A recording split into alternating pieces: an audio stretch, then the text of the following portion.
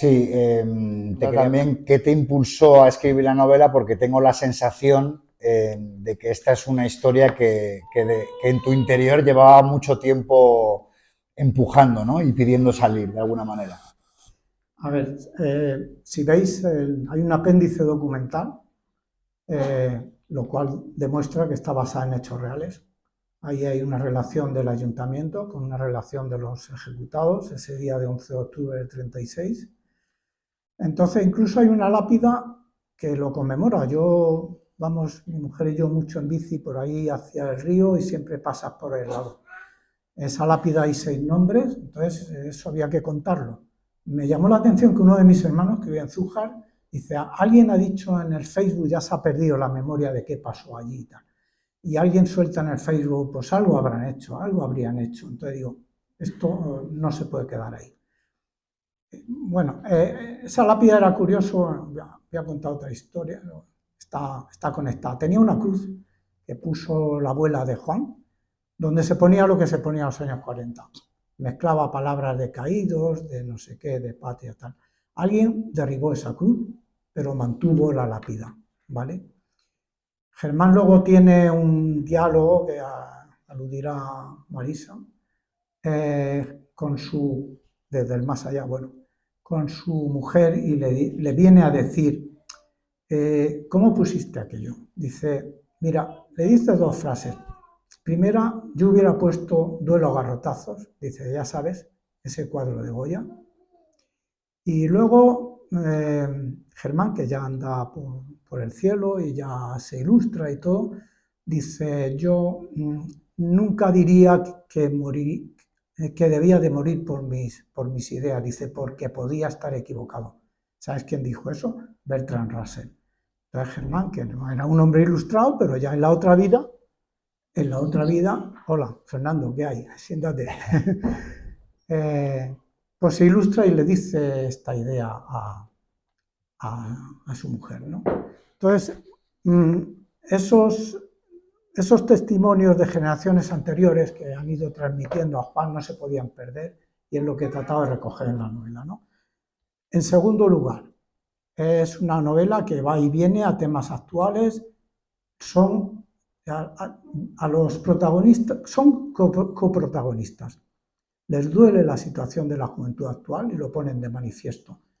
A raíz de esto, yo me he molestado ahí unos ratos en meteros el marcapáginas personalizado. Recomiendo que se empiece la lectura por el título 9. ¿Por qué? Y lo digo ahí en el marcapáginas.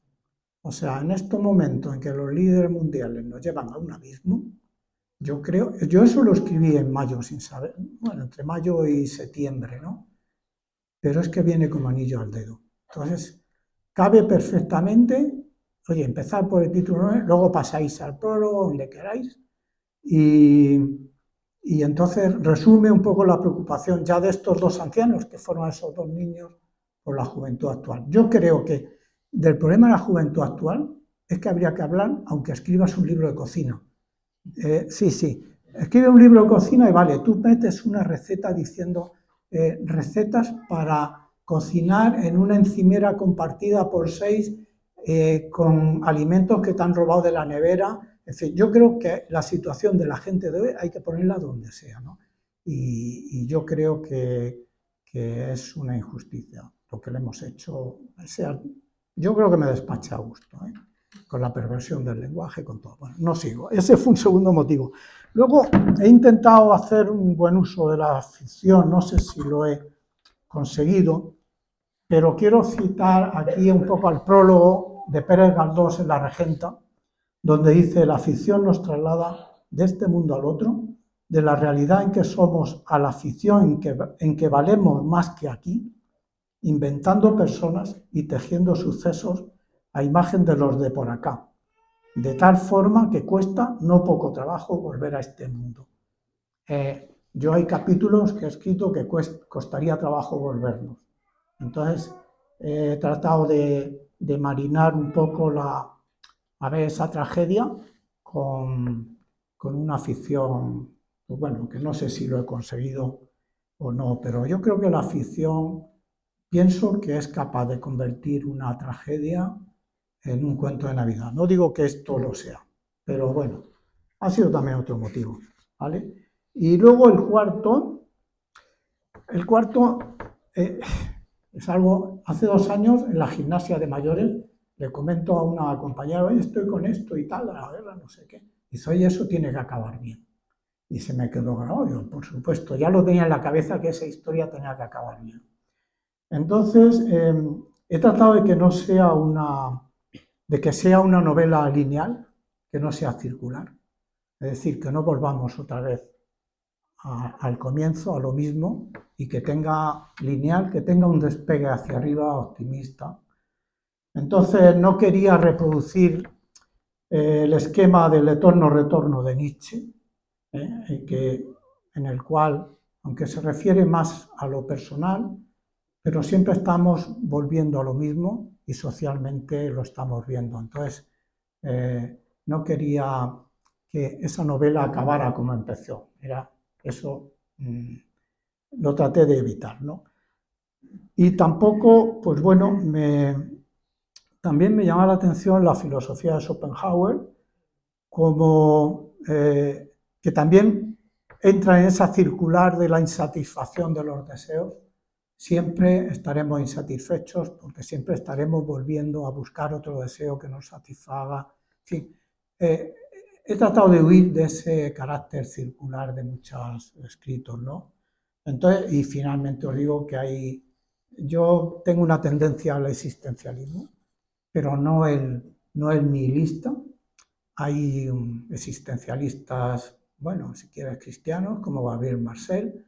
A mí me parece que tratan al hombre como centro de la filosofía, pero con unas salidas positivas. O sea, bueno, Juan, el protagonista, dice que puede ser agnóstico, pero no nihilista. O sea, huye de los que te arrojan al vacío absoluto, ¿no? Entonces, bueno, eso ya forma parte de la configuración del personaje. Bueno, ya está bien de no sé qué más hay. Yo creo que no hay nada. No, te quería preguntar por los protagonistas, si querías, porque son protagonistas que además tienen conversaciones muy profundas, muy complejas sobre estos pensadores, pero son pues personajes bien dibujados, bien perfilados, son complejos, son profundos, y porque nos hables un poco de Isidro Juan y de Juan y Isidro. Vale. Bueno, los protagonistas de las 2 primeras generaciones son históricos, incluso están tratados con sus nombres reales. Eran Germán, Dolores, Antonio y Catalina. Eran los abuelos, ahí están. Y luego ya los protagonistas actuales están con seudónimos, ¿vale? Entonces, sí hay un perfil muy trazado. Otra vez el protagonista, Juan, presenta un perfil un poco orgulloso, seguro de sí mismo, de llevarse la perra gorda en todas las discusiones, siempre lo tiene rodeado a Isidro. Isidro, voy a adelantar no revelo nada de la trama, acaba haciéndose cura, o acaba su madre induciéndolo, tal vez por ese sentimiento de culpa que arrastraba la familia, y entonces mantienen discusiones muy interesantes. Uno es de Spinoza y el otro es de Trento, yo qué sé, pero se dan abrazos, o sea que... y hay un momento en que el personaje Isidro hace un giro, y entonces le devuelve una a Juan, que se puede considerar como touché. Estaba muy seguro Juan de que Isidro era esa persona apagada, manejable y tal, pero es un buen hombre. Sirve a la institución. En un momento dado también se le compara con la figura del Manuel Bueno y Mártir de Unamuno. Es ese cura bueno, tal vez inseguro, pero bueno con su parroquia, con su gente, y esos son los perfiles. La etapa de la guerra civil, pero desde un punto de vista objetivo. Entonces descubrí personajes muy curiosos que no eran en el bando republicano, si queréis llamar. A ver, Zújar quedó en la zona republicana, Granada quedó en la zona nacional, donde mataron a García Lorca, pero el puerto de la Mora, ahí estuvo hasta marzo del 39, fue republicana la zona de Zújar, ¿no? Entonces, descubrí, curiosamente, que el general jefe del 23 Cuerpo de Ejército de Andalucía era un tío que se llamaba, un general, se llamaba Domingo Moriones, pero luego descubrí que era marqués de Oroquieta. Digo, ¿qué puñetas hace un marqués de general en el ejército republicano? Descubrí que el abuelo de este marqués de Oroquieta había sido marqués de Oroquieta y había luchado contra los carlistas también en el siglo XIX, o sea, tenía una vena liberal. Y bueno, este hombre lo condenaron a muerte, lo conmutaron, pero no lo readmitieron en el ejército. Esto es una excursión por la documentación, ¿no? Que para mí fue muy gratificante. Y luego, un personaje que me cautivó fue el juez Eduardo Capó Bonafús. Este fue un juez que, doctor en Derecho por Bolonia, a él lo destinaron a un pueblo de cerca de Zújar y Baza como juez de instrucción de primera instancia en el año 34. Allí dilucidaba temas de arrendamiento rústico, lo típico, a parcerías y tal. El hombre se mantiene fiel a la República y se ve como presidente de un tribunal popular en Guadix, ¿no? A Germán lo matan, lo fusilan en un contexto de los 6 primeros meses de la Guerra Civil, donde aquello fue un desmadre. A partir de diciembre, las cosas se embridaron algo a los milicianos, pero esos primeros 6 meses fueron un desastre, ¿no? A partir de diciembre, a los milicianos, incluso que participaron en la muerte de Germán, les hicieron ya integrarse en una brigada del ejército y la cosa se enderezó un poco. Todo pasó, vamos, es decir, la mayor parte en un lado y en otro pasaron en esos meses. Paracuellos aquí, García Lorca allí, el fusilamiento de Germán, o sea, esos meses fueron terroríficos. A estos milicianos luego los encuadraron en una brigada 147 del Ejército de Andalucía. Y bueno, entonces la trama ahí avanza también un poquito porque el padre de Juan fue ayudante del comisario político durante la guerra y visitaron el frente y le tocó hablar con milicianos que habían participado en la muerte del que iba a ser su suegro, ¿no? Entonces, bueno, al juez me he leído sus memorias. El hombre acaba la guerra, tiene que huir, huye a Burdeos. En Burdeos unas monjitas lo protegen. Dicen las monjitas que es que había salvado varias monjas de fusilarlas y tal. Sí. Él dice que no recordaba ese detalle en sus memorias. Le ayudan a huir de Burdeos a México y este hombre vuelve en el 70 y se reingresa otra vez en la carrera judicial. Entonces, son personajes que dice, bueno, pues no todo el mundo era unos sanculós revolucionarios, aunque sí en esos primeros meses fue así. En Zújar también hay otra lápida para 6 zújareños que murieron en el campo de Mauthausen. O sea, lo mismo que hay 6 que fusilan los milicianos, hay otros 5 o 6 que mueren en Mauthausen. Y entonces, bueno, pues ahí, y ya como último detalle, al padre de Juan hizo la guerra con un comisario político, acaba la guerra, no le dan por hecha la mili, le dice, usted tiene que ir a un cuartel de Extremadura a hacer otros 3 años de mili, ¿no? Entonces, él ve, suceden cosas en ese cuartel, yo he evitado poner nombres, pero si buscáis en internet fue así, estamos en el año 40 y 41, y él relata que de ese cuartel, en ese momento, pues salían una noche sí y otra no. El padre de Juan estaba de guardia y oía lamentos de gente que sacaban en camiones, uno diciendo, ay mi novia, ay mi madre. Y si miráis, yo solo he dicho que es un cuartel famoso de la capital más romana de Extremadura. Está ahí. No he dicho más, pero en todos sitios pasaron estas cosas y luego... Pero eso es un poco historia, ¿no? Luego ya la novela evoluciona a lo que ha dicho Marisa. Yo no sé si ante la escritura me preocupó mucho. El libro tiene un comienzo, el canon de toda novela, tiene que tener un comienzo impactante, un final también, y luego pues una trama que no se te caiga de las manos el libro. A mí me preocupó siempre esa trama. Yo trataba de buscar cuál era el motor narrativo. Gracias y perdón. Venga, ya, venga, nada, venga, ya hablamos. Entonces yo trataba de buscar el motor narrativo de esa novela, que es lo que la va impulsando, pero de verdad, desde que he hablado con Marisa, es que ha sido un alivio, es que no necesita un motor narrativo. Me ha encuadrado como novela total, como decía Vargas Llosa, cabe de todo, cabe primera persona, cabe omnisciente. Claro. Entonces es que me he quedado tranquilísimo, de verdad. Pero me obsesionó. Incluso algunos capítulos trataba de hilarlos con el siguiente. Me justifiqué en los dos prólogos diciendo, bueno, esto es un conjunto de relatos que se pueden leer independiente, pero hay un hilo conductor de todo. Nada, aún sin hilo conductor, entonces gracias, Marisa. No, claro Me ha que quitado no. un peso encima. No sé, a ver si... Hay una cosa que me gustaría destacar, y es simplemente una clave que también tiene mucho de realismo maravilloso, que es el objeto mágico. Es la Vamos a ver, ¿cuál es el objeto mágico de esta novela? Un camión. Fíjense qué cosa tan curiosa. Es el camión que tiene una vez, espérate, lo tengo aquí.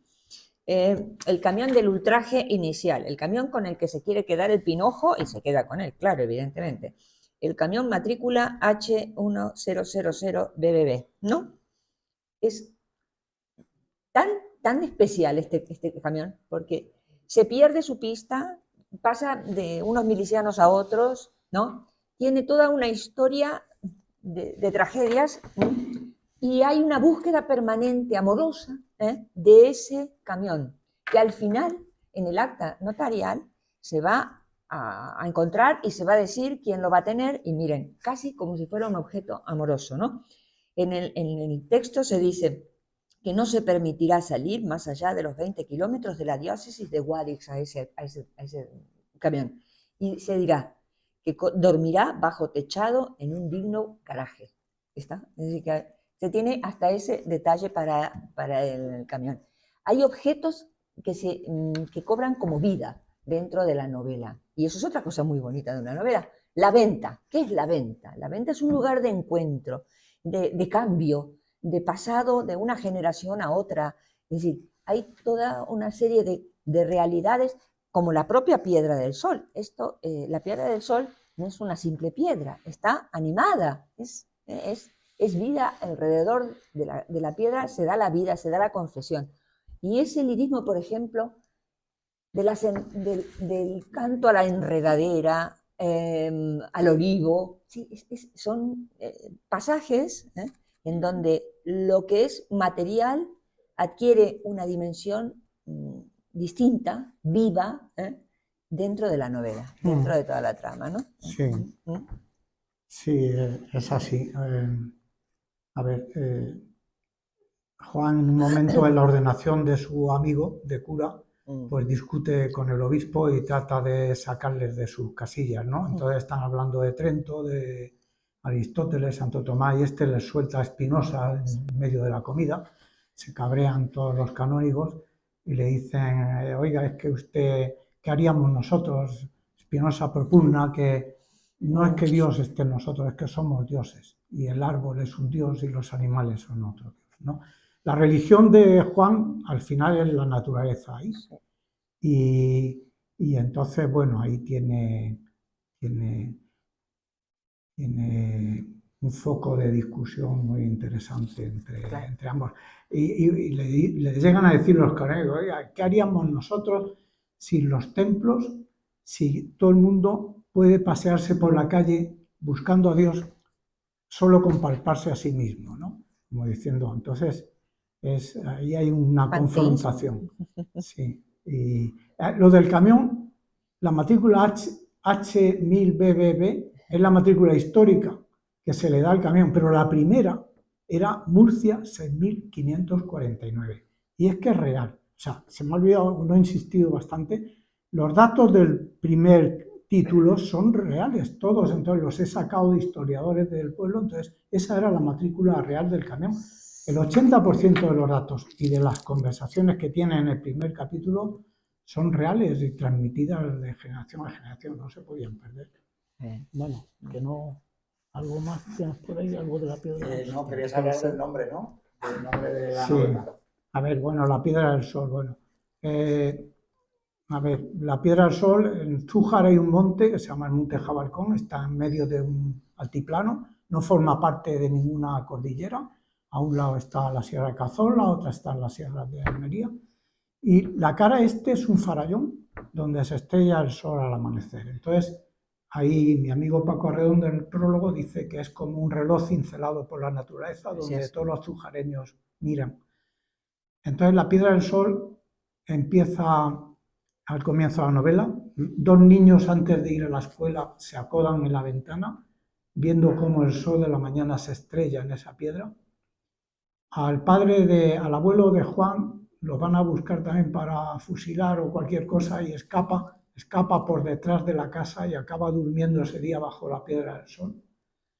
Por la Piedra del Sol pasan unos pastores con sus rebaños cada martes camino de Baza, del mercado, cuando los mercados eran de ganado y no de cosas de ropa y de los chinos. Y sí, la Piedra del Sol es que es icónica, es un tótem en Zújar.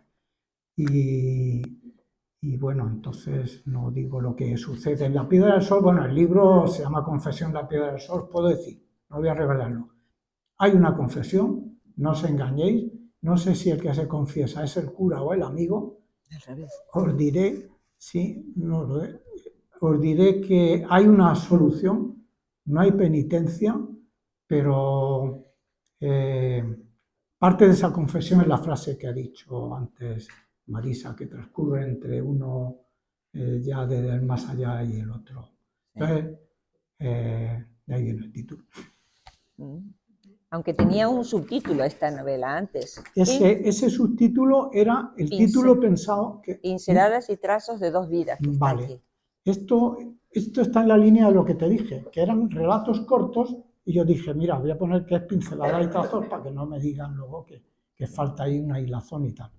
Y tenía otro título anterior, que aquí mis hijos me dijeron dónde vas con ese título, que se llama Nietos de una misma tragedia.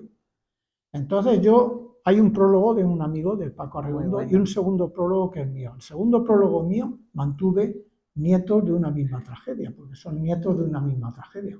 Lo que pasa es que no te da la visión optimista que te da el de Confesión en la Piedra del Sol, y al final el que se quedó.